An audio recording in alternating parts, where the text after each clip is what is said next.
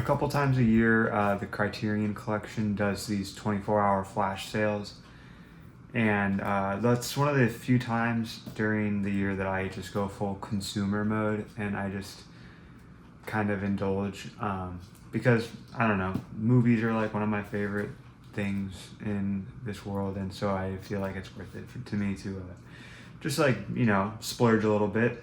So I got a haul here. I'm just gonna go over them. Just gonna talk about them.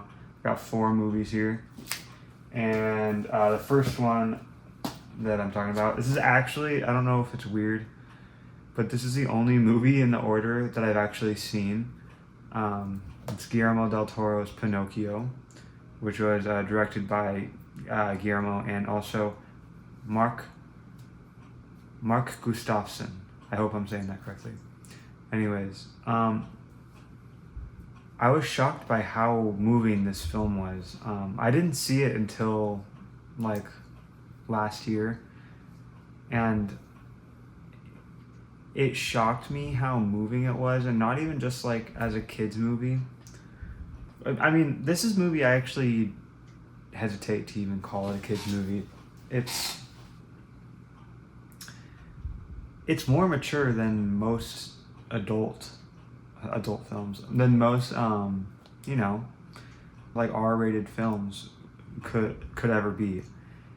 It is emotionally very harrowing, and Geppetto's kind of like an incredible character in this film. I think all the characters are great, and they all have great designs and everything, but yeah, I'm super happy to have this on Blu-ray. I watched it on Netflix, and I remember watching it on Netflix, and at this point it had already been in the Criterion Collection. But I was watching it, and I was like, dude, if this movie looks this good on Netflix, like streaming, I am so excited to see how it'll look on Blu-ray. This has got to be like one of my, out of the Guillermo del Toro movies I've seen, it's definitely one of my favorites. I still think Pan's Labyrinth is, his big one. But I was shocked by how much this film moved me. It's like very, very existential film.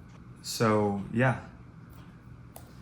That's the first one. All right, Gene Hackman, Night Moves, directed by Arthur Penn. I've never seen anything from Arthur Penn before. I know he did that Bonnie and Clyde movie. I've never seen it.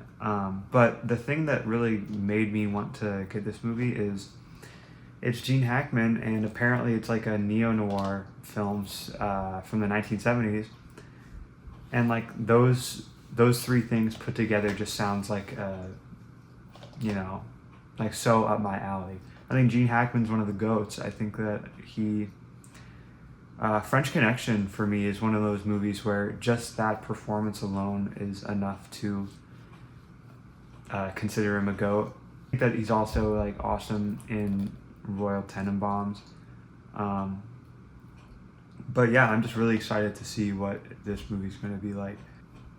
The 70s are already a decade for me that I just kind of gravitate towards with film, and I love neo-noir, or I love noir, either way, neo or otherwise. So yeah, I'm looking forward to this. Next up, I'm excited about this one. It's Thief by Michael Mann.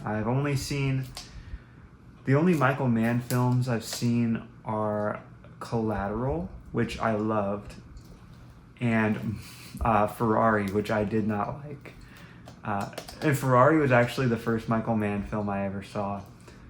So that kind of put a sour taste in my mouth, where I was like, I can feel Heat calling to me. I feel like I'm going to fucking love that movie. But Thief, I'm super excited to watch this. It looks like a total vibe. It's 1981, but it's, you can assume that it's probably filmed around like like late 70s or something, where that's when it was like kind of like conceived. But yeah, I feel like I'm gonna love this movie. Just based on Collateral, like if it's anything like Collateral, I think that this should be a home run. So yeah, I really need to see Heat. I really want to see Miami Vice, just because I love Colin Farrell so much, and that feels like Miami Vice. It came out, I think, in like a similar era as Collateral, and if it's like a similar style to that, I feel like Miami's such a good setting for Michael Mann's style. So yeah, there we go. And then the last movie in my haul, it's The Wind Will Carry Us by Abbas Kiarostami. Abbas Kiarostami, he's one of the GOATs. He's made Taste of Cherry is one of my favorite films of all time. I think Certified Copy can go right up there with it. I've talked about Certified Copy on this channel before. I highly recommend it. Maybe not as your first Kiarostami film, but I'm at the point with him where I've never seen The Wind Will Carry Us. I have no idea what it's about. I didn't even read the back of this because I don't want to know. I don't want to know what's going on in this movie. But Kiarostami, I think if I was going to recommend a beginner film for him, I think Taste of Cherry is kind of his big one, and I think it's got a simple enough concept, and it's like straightforward enough where you can kind of just, you don't really need to know like who he is for that. I also think like Where's the Friend's House is another good one because it's so early in his career. I still need to watch. I've seen Where's the Friend's House. I need to watch the other two films in the Coker trilogy though. I actually here. Special fifth entry. Bro, where the fuck is it? Can you tell I like Abbas Kiarostami? These are all movies from him. And this one's a trilogy. But yeah, Coker trilogy. You know, while I'm here talking about it, I've only seen the first movie in it, but from what I understand, it gets a little bit meta. And Where's the Friend's House? I mean, just as its own self-contained story, I think is great.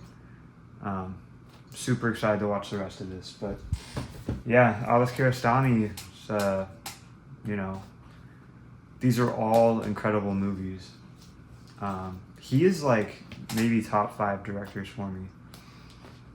Taste of Cherry and Certified Copy especially. Crazy movies. And so I have so much faith in him. I believe this movie will rock. Anyways,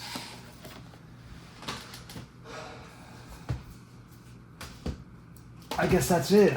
Doesn't have to be a long video. No need to pad it out.